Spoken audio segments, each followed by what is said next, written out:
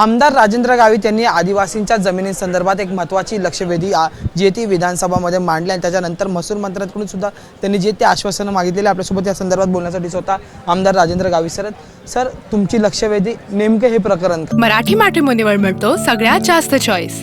मराठी मॅट्रिमोनीने लाखो स्थळं जुळवली आहेत। यापेक्षा चांगली गोष्ट काय असू शकते? मराठी माणसांची नंबर 1 चॉईस मराठी मॅट्रिमोनी। या संपूर्ण महाराष्ट्रामध्ये आदिवासी टू बिगर आदिवासी जे जमीन हस्तांतराचे जे प्रकरण आहे आतापर्यंत 2011 पासून तर 2024 पर्यंत जवळजवळ 1628 केसेस आहेत आणि सगळ्यात जास्त केसेस ह्या कोकण विभाग आणि नाशिक महसूल विभागाअंतर्गत आहे आणि त्या ठिकाणी आदिवासींच्या जमिनीचे कुठल्या प्रकारे सेल परमिशन घेताना त्या आदिवासींना त्या ठिकाणी म्हणजे जी आपलं सरकारी रक्कम देताना किंवा जे काही मूल्य असेल जमिनीचे जे मूल्य असेल त्या ठिकाणी समजा ते मूल्य देताना त्या ठिकाणी एकीकडे मूल्य जमिनीची आपलं जमिनीची किंमत द्यायची,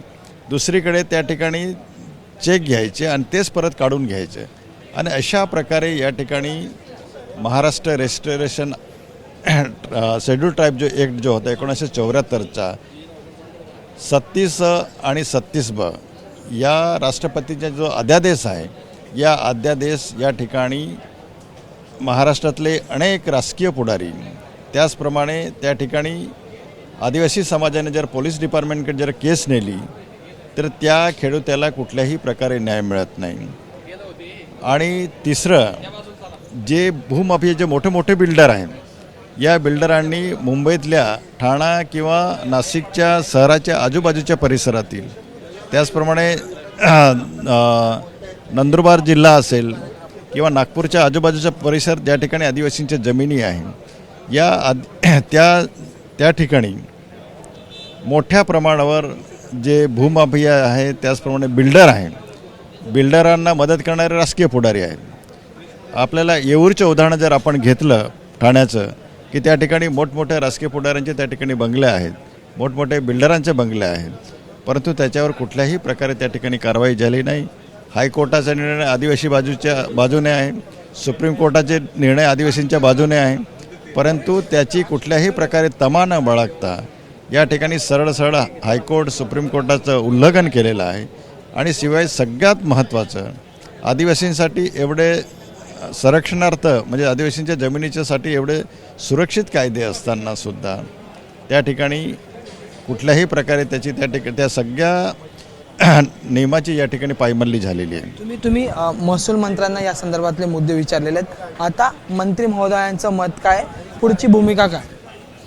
मी या ठिकाणी महसूल मंत्र्यांना म्हणजे सरकारला त्या ठिकाणी विनंती केली की या 1628 ज्या केसेस आहेत आदिवासी टू बिगर आदिवासी ज्या अनियमितता झालेली आहे या अनियमित जमिनींची त्या ठिकाणी एक त्या ठिकाणी पुन्हा तपासणी करावी आणि जे त्या ठिकाणी जे दोषी असतील मग त्या ठिकाणी महसूल विभागाचा अधिकारी असो किंवा त्या ठिकाणी पोलीस डिपार्टमेंट असो किंवा त्या ठिकाणी एक अन्य कोणी असेल तर त्यांच्यानी जर अनियमितता झाली असेल तर त्यांच्यावरती कठोर कारवाई करावी आणि त्या संदर्भामध्ये महसूल मंत्र्यांनी या ठिकाणी आश्वासित केलेलं आहे। जेवढे नागपूर त्याचप्रमाणे अमरावती नाशिक आणि कोकण डिव्हिजन या 4 डिव्हिजनच्या महसूल आयुक्तांचं त्या ठिकाणी त्यांना तपासणीचे काम देऊन त्या ठिकाणी या 3 महिन्याच्या आतमध्ये ते रिपोर्ट तयार करणार आहेत आणि 3 महिन्याच्या आतमध्ये जे दोषी असतील त्यांच्यावर त्या ठिकाणी कारवाई होईल।